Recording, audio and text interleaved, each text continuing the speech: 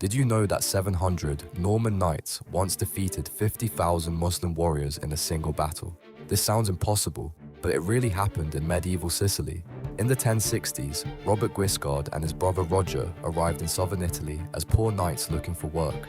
They had no land, no money, and no army. But they had a brilliant plan.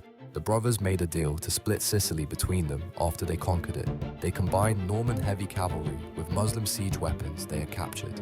Their knights wore thick armor that Muslim arrows could not pierce. At the Battle of Sarami, 700 Norman knights charged in perfect formation. The Muslim army was huge but could not stop the armored cavalry. The Normans won an incredible victory, but here is the smartest part.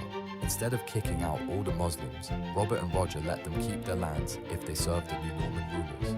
They created the most tolerant kingdom in medieval Europe, where Christians, Muslims, and Jews all worked together. This made Sicily the richest place in Europe.